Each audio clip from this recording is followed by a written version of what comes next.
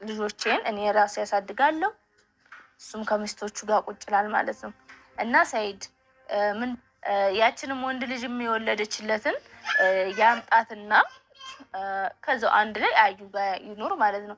እኔ ሁለተኛም ሶስተኛም የመሆን ሐሳብ የለኝም። በቃ እንደው ሲፈጠር በፊት አግባ ስለነበረው በቃ የሴታፍ ነው። እኔ በቃ አልችልም። በቃ ባጭሩ ማለት ነው ሁለተኛ ሚስት የመሆን ሐሳብም የለኝም። ማግባት አልፈልግም።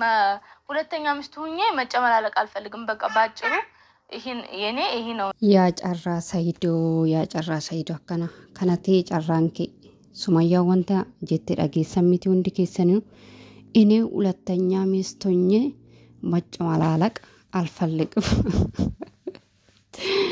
አጀብ ዱር ሰፉዲ ከንጀቱ ሱማያ ቱሬ አማሞ መሳኑ ሂምበርባዱ ኔቲ ለማፋ ዮኪን ሃድ አማና ለማፋ ሳይዶ ተኤ አበደን ጅራቹ ሲምበርባዱ ተኡ ሲምበርባዱ ኢጆሌ ኪያ ኦፊ ኮቲፍ ነንጉድፈዳ ዱፌ ላሉ ያላሉ ገሩ ኢጆሌ ኪያ አንንደዳቡ ኢጆሌ ኪያ ነንጉድፈዳ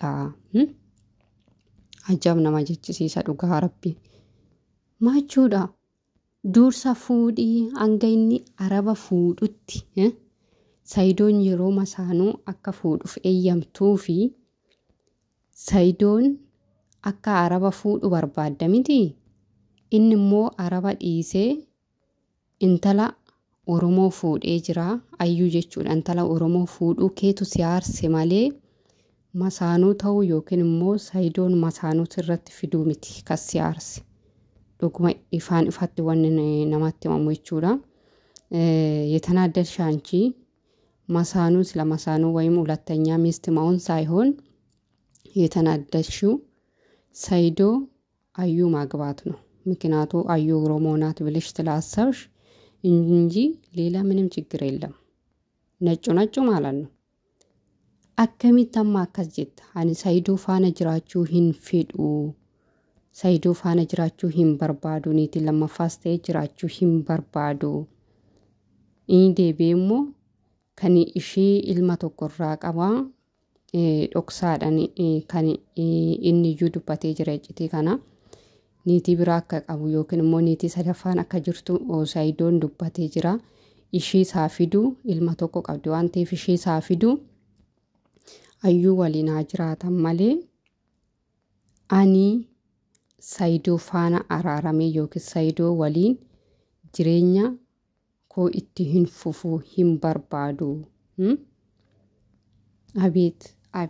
አቤት ሲጀመርኩ ሱመራት ጀልቃዌሞ ስላ ቁርአን ይዩይነያማ ሱመራት ጀልቃዌሞ ማለኒ ሱማያ አሸፈረኛል ሽኮ ዘራፋሽ አረ ዘራፍ እኔ ሁለተኛ ሚስት መሆን አልፈልግም። ዘራፍ ዋማ ኮሜንቲ ጀላት አንቺ ጀግናነሽ የሚሉት አሁን የት ይገባሉ ታዲያ? እንዲ ካልሽ አንቺ ደግሞ ኦኬ ጀግኑማኬ አርጊኔ ጅራ ከነ ሁንደዩ ጉርባን ኩኒ ጆሌ ሳትፍ ጀቻ ሲፍ ጀቻ ሃዳ መናኮት ጀዴ ተማኔ ጆሌ ስራ ቀባ ጀዴ ሲተማኔ ከነ ሁንደዩ ዴሜድ አማቲ ከነ ሁንደ አማዬ ከኑማ ጫማ ሳትራ ሚልዩ ሉቀዬ ጫማን ራዱሜ ሃንጋ ፎንሳ ጅጅራሙት ከሲዱ በፊጋ ቱሬኩኒ ማልቶ ሲት ዳጋማሜ ኦቡሌቲኮ ከነ ሲጀመሪ ሳይዶን ሂንጀል ቀምኔ ቁርአን ረጅራ ቁርአን ሃንጋ አፉሪ ፉዱ ደንዳዬ ገጀዴ ሸሪያን ኬሰኔ ገሲኒ ፈየሜ ማልቶ ከነ ሁንደ ፐርሰንት ዲበሮፍ ካውማ ፈርባችስ isa yummo dursa ittamanteeti dursa sayidoon akka haadha manaa biraa barbaadu sittimnaan eeyyee jettee eeyyamtee fi jirtaa innis immoo kan barbaadu warra arabaa kan osoo hin taane akkuma habashaa barbaade jechuudha afrikaa jechuudha habashaa Itoophiyaadha isa immoo inni kan arabaatirra kan biyya koonaaf wayya jedhee fuunanii maalumata akkanatti si aarse kanaaf hingalle kwaana kanuma baay'ee dhamayee jira kan amaatisaa kun kan agarsiisu jaalala inni siif qabu jaalala inni siif qabu sii galee aduun jennee qorra hin jenne kana hundayyuu kan dabarsaa jiru jaalala ijoollee isaatiif qabuu fi jaalala haadha manummaa keetiif qabuu fi malee kan hunda maaltu isa joorsa. Isayyuu immoo itti himnee jirra hin joorinii ayyuu jabeeffadhu ishuma siif wayyaa intala morma bilillee siif wayya jennaan Saidoon dideessi duuba fiige.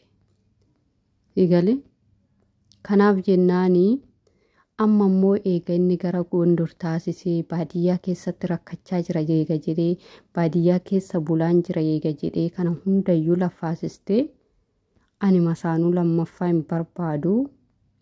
Inni warra masaanuu faanas jiraachuu hin barbaadu. Daa'ima koo aniyyuu hin dhadhabuu daa'ima koo nan guddifadhaa. Garuu immoo ijoollee kee ijaan arguu barbaaddaa. Hin barbaada. Ijoollee isaati waan ta'eef hin barbaada. Ijoollee isaatiyyuu yoo arge immoo jaalalaan akkuma abbaatti guddisuu barbaada. Inni dursayyuu jedhee ture. Daa'ima koo namni biraanaaf guddisee booda abbaan keenya eessa jettee akka na barbaaddu hin barbaadanii.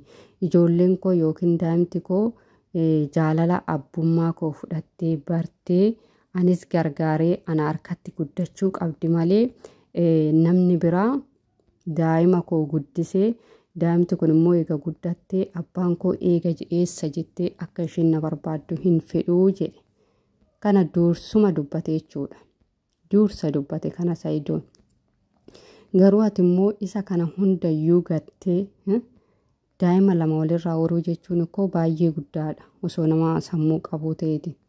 Daa'ima lama horuu jechuun baay'ee guddaadha.